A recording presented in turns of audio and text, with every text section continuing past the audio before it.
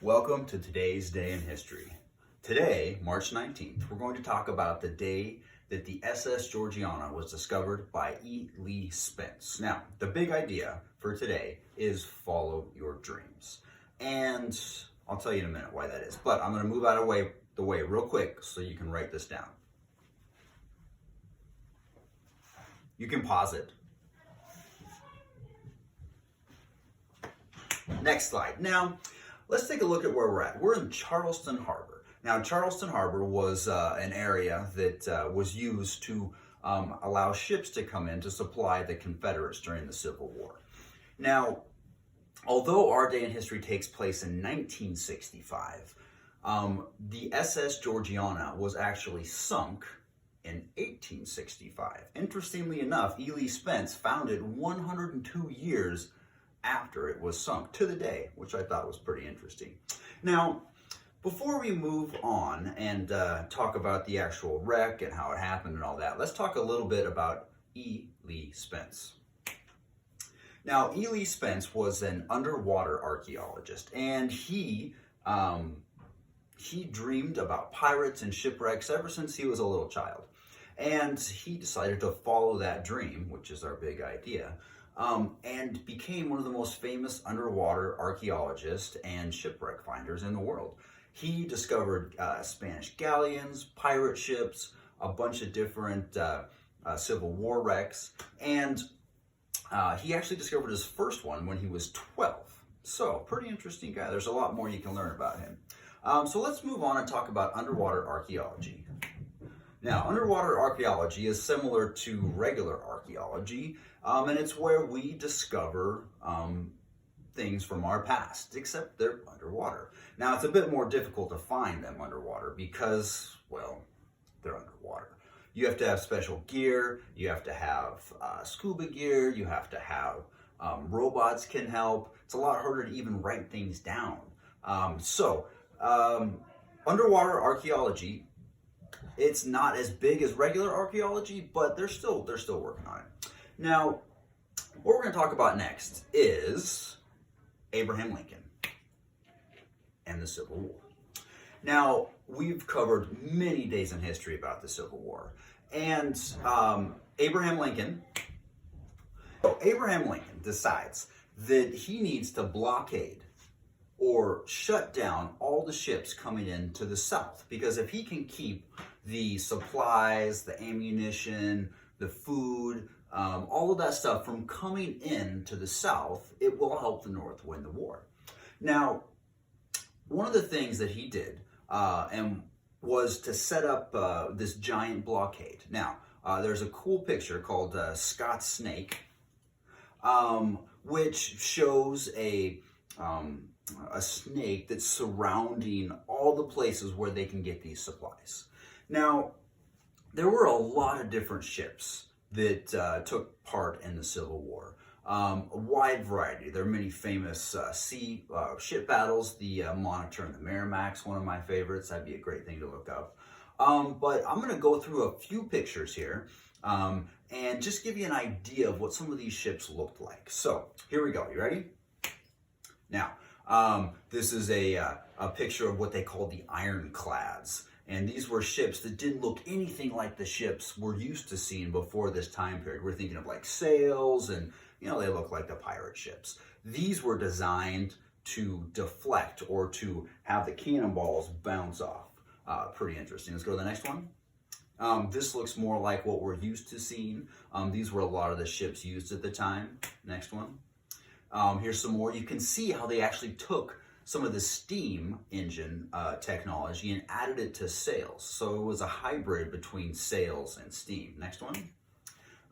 Another one, you can see the steam stack over here somewhere. Okay, next one. Another one where it has a hybrid of sails and steam. Next one. Same sort of version. Okay, next one. Ooh, this one's interesting. This is like a riverboat with the big paddle, but it's also steam. And you see it's got the towers up on top where people could go up there and look for other ships. Let's go to the next one. Ooh, this is one of the new designs that had it was very flat, so that the only places the cannonballs could hit from the other ships were just the big turrets. It's a pretty interesting design. Let's go to the next one.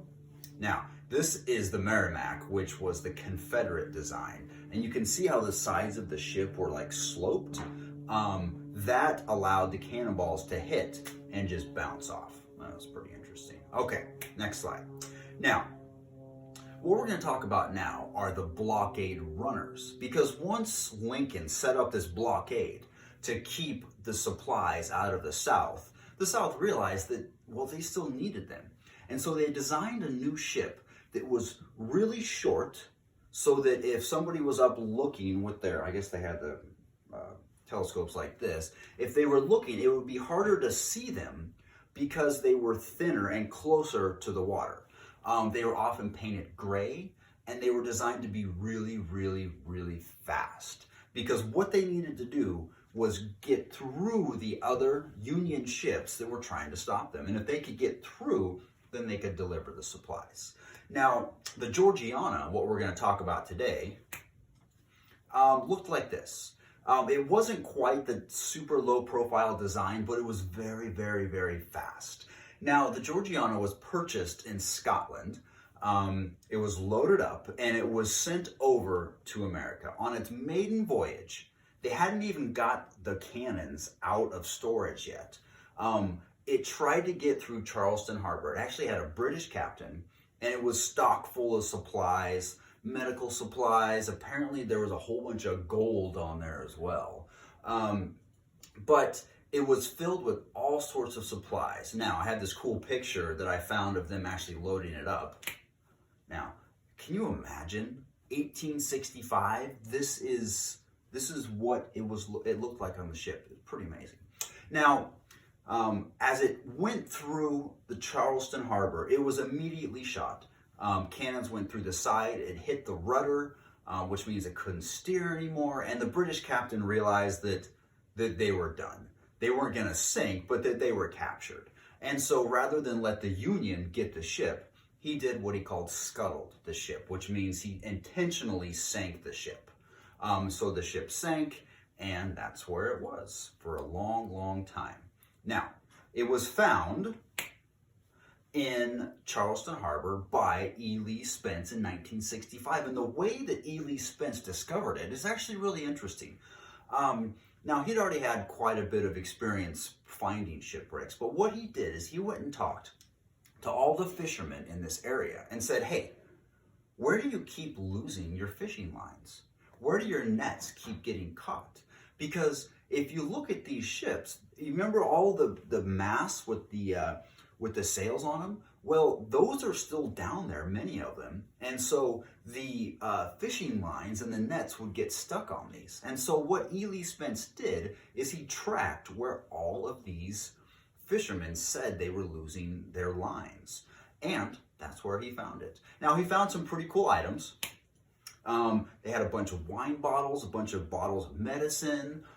They also found some dishes and all kinds of stuff. Now, the gold was never found. That'd make a great mystery story, what happened to the SS Georgiana's gold.